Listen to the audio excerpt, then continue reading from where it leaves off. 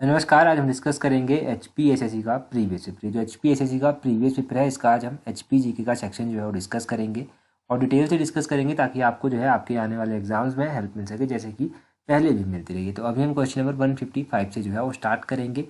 ये क्वेश्चन देखो, बोलते हैं यहाँ पर, who among the following ruler of Bushahr made Rampur his capital. बोलते हैं कि बुशहर के किस शासक ने रामपुर को अपनी राजधानी बनाया था। देखो, बुशहर के शासक जिन्होंने रामपुर को जिन्हें अपनी कैपिटल बनाया था, राजधानी बनाया था, उन शासक का क्या नाम था? उनका नाम था, तो बुशहर के राजा से राजा राम सिंह। ऑप्शन ए जो है वो सही आंसर है। बुशहर के राजा राम सिंह ने जो था वो अपनी राजधानी कहाँ पर बनाई थी? रामपुर में बनाई थी। अगर रामपुर में बात करें तो इन्होंने अपनी राजधानी सराहन से शिफ्ट की थी और रामपुर में जो था वो बनाई थी। बुशहर के राजा थे चतर सिंह। इन्होंने अपनी राजधानी कामरू से शिफ्ट कर सराहन में जो था वो स्थापित की थी। और बुशहर रियासत की स्थापना किसने की गई थी? प्रद्युम्न ने जो था बुशहर रियासत की स्थापना की थी। इनिशियली इसकी राजधानी हुई कामरू में। उसके बाद राजा चतर सिंह आए, इन्होंने राजधानी कामरू से शिफ्ट कर सराहन ले गए। उसके बाद कुछ टाइम के बाद राजा राम सिंह आए, राजा राम सिंह ने कैपिटल सराहन से रामपुर को ले गए। ठीक है, तो ये आपने ध्यान रखना है कि कैपिटल का सिनेरियो जो था वो कुछ इस तरह से चला था। बुशहर के राजा, जो मोस्ट कॉमन क्वेश्चन है, वो कौन थे जब 1857 का विद्रोह हुआ था? वो राजा शमशेर सिंह थे। इन्होंने अंग्रेजों का साथ नहीं दिया था। बुशहर के किस राजा को अजानुबाहु कहा जाता है? राजा केहरी सिंह को अजानुबाहु की उपाधि जो था वो दी गई थी। और राजा केहरी को अजानुबाहु की उपाधि दी गई थी। आपने ध्यान रखना है कि छत्रपति की उपाधि किसको दी गई थी? ये भी राजा केहरी सिंह को ही दी गई थी और औरंगजेब ने इन्हें ये उपाधि दी थी। ये मोस्ट कॉमन और मोस्ट बेसिक क्वेश्चन है। अगला क्वेश्चन है एलाइड HS एंटी लेवल का। ये आपसे पूछ सकते हैं। बोलते हैं गुज्जर इन हिमाचल प्रदेश आर डिसेंडेंट्स ऑफ। तो बोलते हैं हिमाचल प्रदेश के गुज्जर जो है वो किसके वंशज है? किसके वंशज माने जाते हैं गुज्जर? तो ये हुन्स हुन्स ऑप्शन है। हंस जो है वो सही आंसर है। हून के ये जो है वो वंशज माने जाते हैं। अगर हम बात करें ट्राइब्स के बारे में, जो हिमाचल प्रदेश में ट्राइब्स हैं, और देखो अगर गुज्जर ट्राइब की बात करें तो गुज्जर ट्राइब जो है हिमाचल प्रदेश की एक घुमंतू ट्राइब है। ठीक है, गुज्जर जो है वो हिंदू भी है, मुस्लिम भी है। ये दोनों धर्मों में जो है वो माने जाते हैं कि इन दोनों धर्मों में है। ये जो मुस्लिम गुज्जर होते हैं ये खासकर घूमने वाले स्वभाव के होते हैं। ये घूमते रहते हैं, घूमकर अपना व्यवसाय जो है वो चलाते हैं। और ये लोग जो है वो मुख्यतः कश्मीरी वेशभूषा जो है वो पहनते हैं। तो इनको आप कश्मीरी वेशभूषा में जो है वो देख सकते हैं। ये आपने ध्यान रखना है। अब ट्राइब्स अलग अलग हैं, बहुत सारे ट्राइब्स हैं। हम सभी के बारे में तो एक बार में डिस्कस नहीं कर सकते, परंतु मैं गद्दी ट्राइब के बारे में थोड़ा सा आपको रिवाइज करवा देता हूँ। गद्दी ट्राइब के बारे में आपने क्या ध्यान रखना है कि गद्दी जो है ये मुख्य रूप से कांगड़ा चंबा में जो है वो पाए जाते हैं और ये भेड़ चराने वाली जाति जो है वो है। और इनके बीच जो मैरिज के टाइप होते हैं वो होते हैं, एक झंझनारा होता है इनके बीच में मैरिज का टाइप। ये आपसी समझौते से या फिर भाग कर की जाने वाली शादी है। एक घर जमानतरी होता है। ठीक है, ये घर जमाई ही आप समझ लीजिए इस तरह से होता है। बट्टा सट्टा होता है, इसमें एक्सचेंज होता है और दान पुण्य होता है। और दान पुण्य के अलावा झिंड फूक और बराड़ फूक, ये भी गद्दीस के बीच में मैरिज के टाइप है। तो ये आपने इनके बीच में मैरिज के टाइप याद रखने हैं। इनके बीच में जो देसी शराब होती है उसको झोल कहते हैं। उसको क्या कहा जाता है? झोल उसको कहा जाता है। इनका भोजन जो है उसको नुहारी और नुहारी कहा जाता है नाश्ते को। दोपहर के भोजन को कलार कहा जाता है और रात के भोजन को जो है वो बैली कहा जाता है। ये आपने इनके भोजन के टाइप भी ध्यान रखने हैं।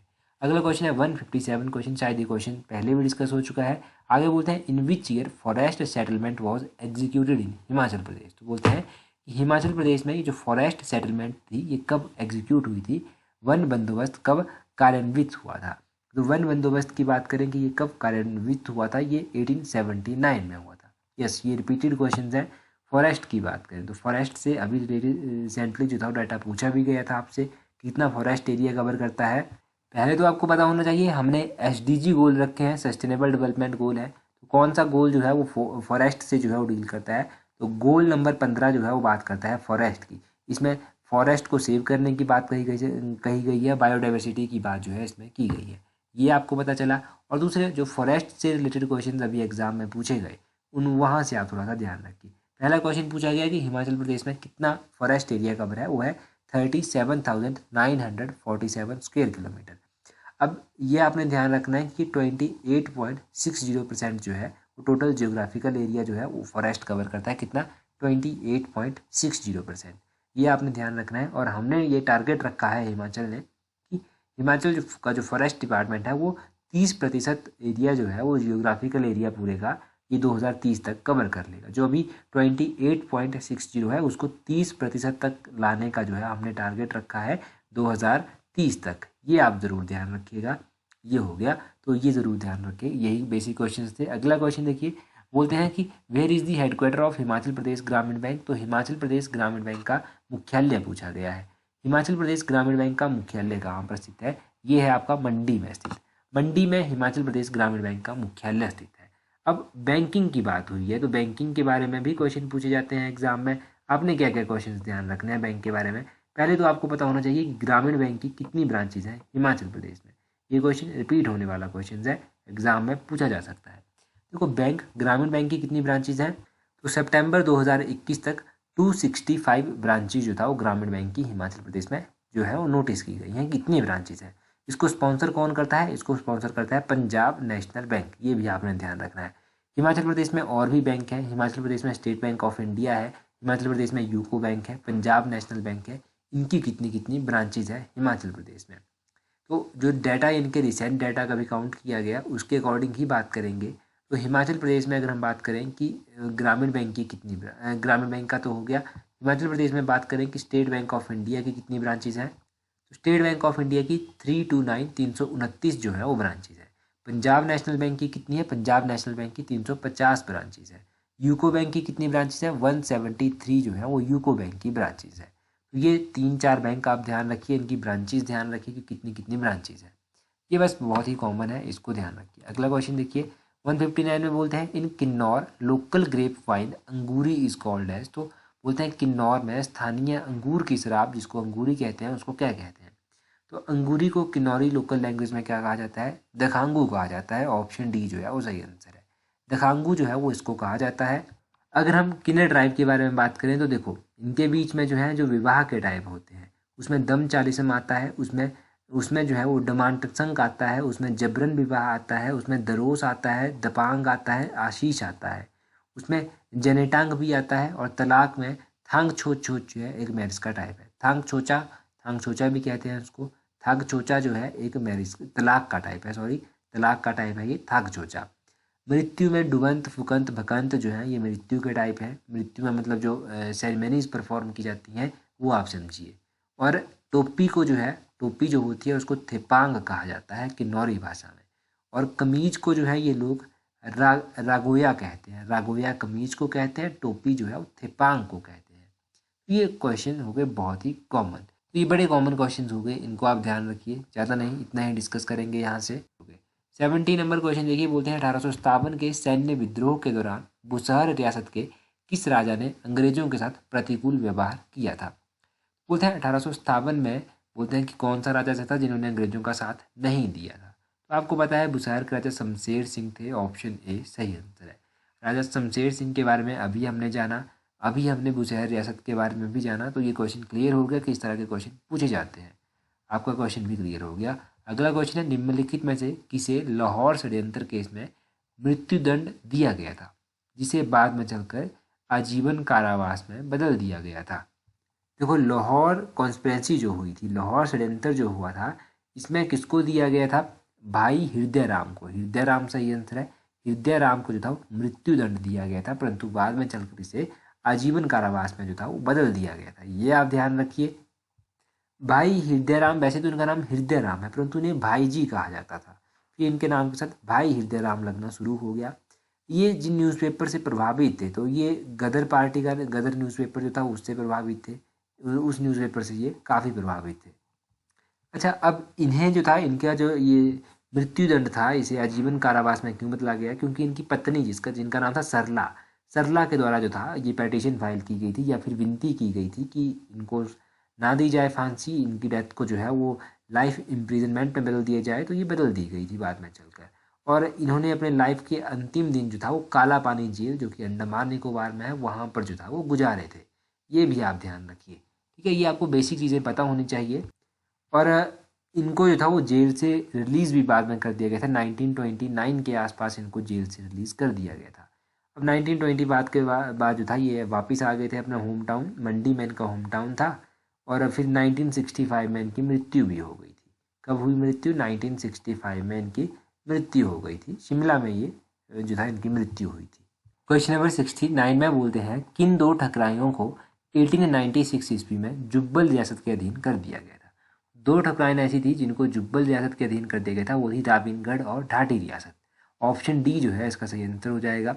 अब दो ऐसी थी इनको 1896 में किया गया। पहले तो आपने 1896 जरूर याद रखना है, और आपने ध्यान रखना है कि जुब्बल जो ठकुराइन थी रियासत थी, इसकी स्थापना राजा करमचंद के द्वारा की गई थी। दूसरा आपने क्या ध्यान रखना है कि राबिनगढ़ की स्थापना किसने की थी। राबिनगढ़ की स्थापना जो था वो राजा दुनीचंद के द्वारा जो था वो की गई थी। दुनीचंद का नाम आपने ध्यान रखना है। और आपने जुब्बल रियासत के बारे में एक और क्वेश्चन ध्यान रखना है कि जुब्बल के कौन से राणा थे या फिर शासक थे जिनको राणा की उपाधि दी गई थी। जुब्बल के एक शासक थे जिनका नाम था पूर्णचंद, इनको ब्रिटिश सरकार के द्वारा 1815 में राणा की उपाधि दी गई थी। और जुब्बल को जो था वो कौन से वर्ष में जो था एक स्वतंत्र रियासत बनाया गया था, तो 1815 में जो था वो जुब्बल को एक स्वतंत्र रियासत जो था वो बनाया गया था। और जुब्बल के एक शासक ऐसे भी हुए जिन्हें राजा की उपाधि भी दी गई। तो जुब्बल के शासक थे राजा भगत चंद, जिनको राजा की उपाधि जो था वो दी गई थी। जुब्बल रियासत जो था वो 15 अप्रैल 1948 को जो था वो महासू जिले में मिला दी गई थी। और जुब्बल रियासत के शासक जो अंतिम शासक थे वो थे राजा दिग्विजय चंद।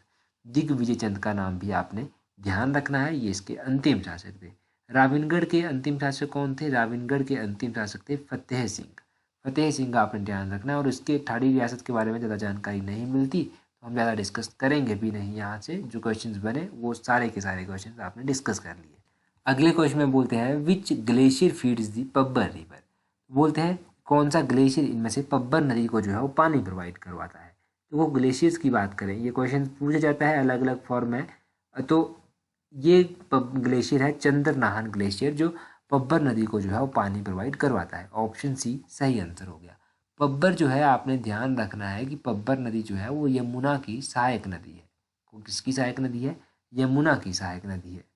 और यमुना नदी हिमाचल प्रदेश में खादर मांझी नामक स्थान पर जो है वो एंटर करती है। यमुना जो है वो गंगा की वैसे सहायक नदी है, गंगा में जाकर ये आगे मिलती है। यमुना हिमाचल प्रदेश की ईस्टर्न मोस्ट रिवर है, ये भी ध्यान रखिए। यमुना की सहायक नदियों में टॉन्स आता है, पब्बर आता है, गिरी आता है। गिरी को गिरी गंगा भी कहा जाता है। और मारकंडा भी इसकी एक सहायक नदियों में से आती है। गिरी गंगा की बात करें तो ये कहाँ से निकलती है? ये कुप्पर पीक से जो है वो निकलती है। इसकी सहायक नदियों में जलाल नदी भी आता है, जलाल नदी जरूर ध्यान रखना है आपने। जलाल के अलावा आंध्रा नदी भी आता है। आंध्रा नदी के अलावा एक असनी नदी भी जो है वो आता है। और बाटा तो शायद डिस्कस कर लिया है हमने। ये सारी इसकी इम्पोर्टेंट सहायक नदियाँ हैं। आप मुझे कमेंट करके बताइए कि यमुना नदी का वैदिक नाम क्या है। वैदिक नाम यमुना का बताना है, जल्दी से कमेंट करके बता दीजिए यमुना का वैदिक नाम क्या है। और ये सारे इंपॉर्टेंट क्वेश्चन हो गए पब्बर नदी के साथ यमुना नदी के बारे में। अच्छा, आपको पता है वीडियो के लास्ट में हम करंट अफेयर के क्वेश्चन डिस्कस करते हैं, तो एक दो क्वेश्चन मैं आपको बता देता हूँ आज। फेमिना मिस इंडिया 2022 जो है वो किसने जीता है? देखो, फेमिना मिस इंडिया 2022 का जो टाइटल है वो जीता है सिनी सेठी ने। सिनी सेठी ने ये जीता है। ये कर्नाटक से जो है वो संबंध रखती है। फेमिना मिस इंडिया 2022 ध्यान रखिएगा, सिनी सेठी ने जीता है और कर्नाटक से ये संबंध रखती है। और एक प्राइज़ दिया गया जिसका नाम है ग्लोबल एनर्जी प्राइज़ 2022। ये ग्लोबल एनर्जी प्राइज़ 2022 जो था ये कौशिक राजशेखर को दिया गया। कौशिक राजशेखर, आप ध्यान रखिएगा, इनको ग्लोबल एनर्जी प्राइज़ 2022 दिया गया। और मोस्ट इम्पॉर्टेंट क्वेश्चन है, यूएसए का पब्लिक सर्विस अवार्ड किसको दिया गया? यूएसए का पब्लिक सर्विस अवार्ड जो था ये मनोज मुकुंद नरवाने को दिया गया। ये जनरल मनोज मुकुंद नरवाने हैं जिनको ये यूएसए का पब्लिक सर्विस अवार्ड दिया गया। तो ये 3 करंट अफेयर के क्वेश्चंस आप जरूर ध्यान रखिएगा, तीनों के तीनों मोस्ट इंपॉर्टेंट है। टेलीग्राम पर ज्वाइन करने के लिए अपने टेलीग्राम से इस तरह से सर्च करना @tallexam31, आपको हमारा टेलीग्राम चैनल मिल जाएगा। ठीक है, तो टेलीग्राम पर जरूर ज्वाइन कर लीजिएगा अगर नहीं किया है अभी तक। तो आज की वीडियो में इतना ही काफ़ी है। तो that's all for today. Thank you very much for watching and listening it very patiently.